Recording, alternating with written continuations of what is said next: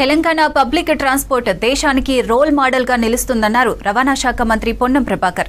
దశాబ్దాలుగా పెండింగ్ లో ఉన్న సమస్యలను పరిష్కరిస్తున్నామని తెలిపారు.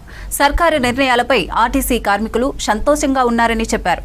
విలీన ప్రక్రియపై ప్రభుత్వం ఏర్పాటు చేసిన కమిటీలో అధికారులు, కార్మికులకు చోటు కల్పించామన్నారు.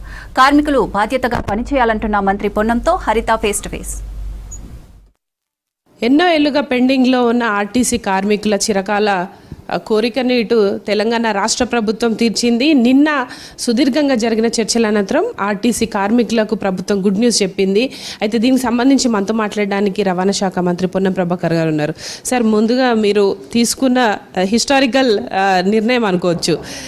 ఎట్లా ఉండబోతుంది సార్ నెక్స్ట్ ప్రాసెస్? ముఖ్యంగా ఆర్టీసీ ఉద్యోగులను ప్రభుత్వంలో విలీనం చేయబోతున్నారు. దాంతోపాటు పెండింగ్లో ఉన్న ఇన్నేళ్ళుగా పెండింగ్లో ఉన్న దాదాపు 32 డిమాండ్లపైన సానుకూలంగా నిన్న నిర్ణయం వచ్చింది కదా, ఏం చెప్తారు? ఆర్టీసీ తెలంగాణ ఉద్యమంలో కీలక పాత్ర పోషించింది. వారు మా కుటుంబ సభ్యులు. ఈ ప్రభుత్వం పూర్తిగా పారదర్శకంగా ప్రజాపాలన ప్రకారంగా వాళ్ళకు అన్ని రకాల సహకారం చేస్తామని చెప్పింది.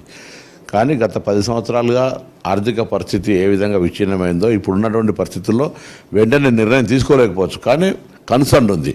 సో దానిలో భాగంగానే నిన్న దాదాపు 15 గంటల పైన డిప్యూటీ ముఖ్యమంత్రి గారు 4 మంత్రులను కూర్చొని అనేక దఫాలుగా అనేక సందర్భాల్లో వాళ్ళకు సంబంధించిన మంచి చెడు ఆకాంక్షలు ఎక్కువ ఉండొచ్చు, వాస్తవ పరిస్థితిని కూడా మనం చర్చ చేసుకున్నప్పటికీ దాన్ని ముందు వాళ్ళకు చెప్పి అన్ని రకాల అంశాలు పరిష్కారం చేసినాం. ఇందులో ఒకటే దురదృష్టకర సంఘటన ఏంటంటే శంకర్ గౌడ్ గారి మృతి. ఆ శంకర్ గౌడ్ గారి మృతిని కూడా పూర్తిగా కొన్ని రాజకీయ పార్టీలు నీచాతినిచితంగా ఆ వీడియోలు చూస్తుంటే ఆ భార్య ఏడుస్తూ ఉంటుంటే రోడ్డు మీద శవాన్ని పంచాయతీ ఏదో ఎండలో శవం మొన్న రాత్రి చనిపోతే నిన్న సాయంత్రం దాకా అంత్యక్రియలు కాకుండా శవరాజకీయాలు చేస్తారు. ఇది అంత పెద్ద హోదాలలో ఉండి ఇది దురదృష్టకరం. రాజకీయం చేస్తాం, అందరూ పాలిటిక్స్ చేస్తారు, మద్దతు ప్రకటిస్తారు, కానీ ఒక డెడ్ బాడీని అక్కడ ఉంచి రోడ్డు మీదకి తీసుకుపోయి ఆ శవపేటగా క్యాబ్ ఒకటి తీసేస్తారు, శవపేటగా రోడ్డు మీద ఒకటి దొబ్బుతుంటే చూస్తుంటే నాకు దుఃఖం వచ్చింది, నాకు చాలా బాధ కలిగింది. అటువంటి వాళ్ళకు రాజకీయాలు, ఇటువంటి నీచ రాజకీయాలు చేద్దాన్ని మాత్రం కోరుతా ఉన్నా. ముఖ్యంగా ఈ విలీన ప్రక్రియకు సంబంధించి కమిటీ ఏర్పాటు అన్నారు. దానికి సంబంధించి ఎట్లా ఉండబోతుంది యాక్షన్ ప్లాన్? గుర్తింపు సంఘాలకు సంబంధించినటువంటి ప్రక్రియ ఇమీడియట్గా ప్రారంభం చేయమని చెప్పినాం. గుర్తింపు సంఘాల ఎన్నికలు జరగగానే అందులో ఉన్నటువంటి ప్రతినిధులను తీసుకొని విలీన ప్రక్రియకు సంబంధించి అధికారులను ఆ ప్రతినిధులను కలిపి అందుకు సంబంధించిన ప్రక్రియ పక్క రాష్ట్రంలో జరిగింది. ఇక్కడ జరుగుతుంటే ఏ విధంగా రాష్ట్ర ప్రభుత్వము, ఆర్టీసీ వ్యవస్థ దానికి సంబంధించిన కొంత వాళ్ళలాగా తొందరపడి మళ్ళీ ఇబ్బందులు ఎదుర్కొనే పరిస్థితి కాకుండా ఇది దాదాపు రోజు 65 లక్షల మంది ప్రయాణం చేసేటువంటి ఒక ప్రజా రవాణా వ్యవస్థ. ప్రభుత్వం తీసుకునే నిర్ణయంతో ఆ ప్రజా రవాణా వ్యవస్థకు ఇబ్బంది కలగద్దు, ఇంకా మెరుగైన సేవలు అందడానికి ప్రయత్నం జరగాలి. Number 1 concept. నెంబర్ 2 దాదాపు 40,000 కుటుంబాల ఉద్యోగాలకు సంబంధించినటువంటి జీవితాలకు సంబంధించినటువంటి అంశం ముడిపడింది. అక్కడ కూడా ఈ యొక్క మెర్జర్ ద్వారా వాళ్ళకు కూడా కొంత ఉపశమనం, లాభం జరగాలి.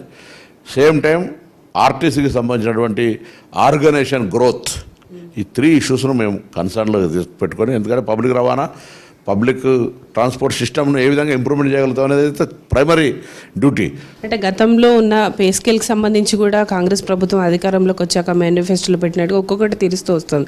ఇప్పుడు కొత్త పే స్కేల్కి సంబంధించి ప్రభుత్వం పైన ఎంత ఆర్థిక భారం పడే అవకాశం ఉంది? దాదాపు ప్రతి నెలకు 40 కోట్ల పైన ఆర్థిక భారం పడే పరిస్థితి ఉంది. 35 నుంచి 40 కోట్ల దాకా. ఇది కాక ఇంకా కొన్ని అంశాలను పరిష్కారం చేసే సందర్భంలో కొంత ఆర్థిక భారం పడుతుంది.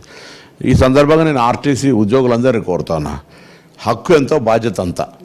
మీరు హక్కును పోరాడి సాధించుకున్నప్పుడు బాధ్యతను ఎవరు అడగకముందే చేసి దాని ఆదాయం పెంచుకోవడము, ప్రజలకు సౌకర్యం కలగజేయడము, శ్రమపడి కొంత మనది సంస్థ అనేటువంటి భావన రావాలని కోరుతాను. దీన్ని ఎవరు చెప్తే వచ్చేది కాదు. కార్మికుని కడుపు కొట్టి ప్రభుత్వం పెద్ద వ్యవస్థ. ప్రభుత్వంలో ఎవరు లాభపడేది ఏముండదు, కార్మికుని కడుపు. కార్మికుడు సంతోషంగా ఉండాలి. Same time this is a public life line. 50 రోజులు సమ్మె, 60 రోజులు జరిగితే పట్టించుకోలే, చనిపోతే కూడా పోలే. ఆయన మందు తాగినా కానీ అర్ధరాత్రి కూడా నేను మా ఎండి గారు హాస్పిటల్కి పోయినాం. మా కన్సర్న్ ఉంది. నన్ను కొంతమంది ఎవరన్నా ఎన్ని మాట్లాడుకున్నా నేను అనేక సందర్భాలు చెప్పిన, ఐఎమ్ ఓపెన్. నేను మంత్రిగా మీకు ఎంట్రీ లేకపోతే మీరు ఎక్కడ చెప్పుకుంటారు? అదే ఇప్పుడు ఆ యాక్సెస్ ఉండాలి కదా. నేను రవాణా శాఖ మంత్రి అయిన తర్వాత 2013 బాండ్స్ ఇచ్చినాం. హాస్పిటల్ నుంచి రెఫరల్ పోకుండా అన్ని హార్ట్కు సంబంధించిన దాంతో సహా డెవలప్మెంట్ చేసినాం. 2017 పిఆర్సీ ఇచ్చినాం. అదేవిధంగా కారుణ్య నియామకాలు ఇస్తా ఉన్నాం. దాంతోపాటు మొట్టమొదటిసారి ప్రజాపాలన దగ్గర నుంచి ఆ దివ్య గారు, చిన్నారెడ్డి గారి సలహా మేరకు 3 మెన్ కమిటీ వేసి డిస్మిస్డ్ ఉద్యోగాలు తీసుకున్నాం. వాళ్ళ కుటుంబానికి కూడా మేము అన్ని రకాల అండగా ఉంటాం. ఉద్యోగం ఇస్తున్నాం, ఇందిరా మిల్లు ఇస్తున్నాం, స్థానిక ఎమ్మెల్యే డబ్బు ఇచ్చిండు, మేము ఇస్తా ఉన్నాం. ఇది కాక నిన్న ఉద్యోగులు కూడా నేను ప్రతిపాదన చేయగానే 37,000 మంది ఉద్యోగస్తులు 200 రూపాయల చొప్పున వాళ్ళ శాలరీ కూడా దాదాపు ₹1,00,00,000 పైన ఇస్తూ ఉన్నారు. వాళ్ళందరూ కూడా అభినందనలు. ఇది చాలా పెద్ద నిర్ణయం. ఎట్లా ఉండబోతుంది సార్ రానున్న రోజుల్లో? ఆర్టీసీ స్థితిగతులు మారబోతున్నాయి అని అంటున్నారు, ఏం చెప్తారు దీని మీద? ఇప్పుడు మహాలక్ష్మికి సంబంధించినటువంటి దాని మీద కొంత ట్రాన్స్పరెన్సీ, ఎక్కడ పొరపాటు కండక్టర్ కూడా పొరపాటు చేసే అవకాశం లేకుండా ఒక స్మార్ట్ కార్డు తెచ్చేటువంటి చిప్ తోటి ప్రయత్నం చేస్తున్నాం.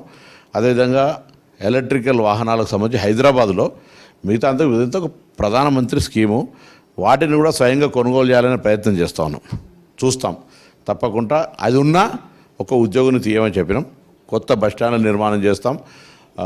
దాని తదుపరి ఈవీ బస్సులతో పాటుగా ఇన్ఫ్రాస్ట్రక్చర్ ఇంప్రూవ్మెంట్తో పాటుగా ఇంకా కొంత పబ్లిక్ ట్రాన్స్పోర్ట్ సిస్టమ్, ఇప్పుడు ఎంఎంటీఎస్కు సంబంధించినటువంటి కనెక్టివిటీ, లాస్ట్ మైల్ కనెక్టివిటీ లేదు, దానికి కూడా కనెక్టివిటీ చేయాలని ఆ ప్రభుత్వం తరఫున చర్చలు ఎంఎంటీఎస్, ఆర్టీసీ, మెట్రో అన్నీ కూడా ఒక లైజనింగ్ ద్వారా పెరుగుతున్నటువంటి హైదరాబాద్ క్యూర్ ఏరియా లోపల కూడా ప్రజల ప్రయాణానికి సంబంధించిన విషయంలో సంస్థ అభివృద్ధికి సంబంధించి మీ సమస్యల పరిష్కారంతో సహా కలుపుకొని ముందుకు పోదాం అనేటువంటి మాట నేను ఈ సందర్భంగా హృదయపూర్వకంగా శుభాకాంక్షలు తెలియజేస్తూ విజ్ఞప్తి చేస్తా ఉన్నాను. రానున్న రోజుల్లో ఇటు ఆర్టీసీ బలోపేతానికి కూడా మరిన్ని కొత్త కార్యక్రమాలు కావచ్చు, ఇన్ఫ్రాస్ట్రక్చర్ ఇంప్రూవ్మెంట్తో పాటు కొత్త బస్సుల కొనుగోలు వంటి అనేక అంశాలతోటి ఇటు రాష్ట్ర ప్రజలకు రవాణాను అందించేందుకు అన్ని రకాల చర్యలు చేపడుతున్నట్టు మంత్రి చెప్తున్నారు. కెమెరా పర్సన్ శ్యామ్తో హరిత V6 న్యూస్, హైదరాబాద్.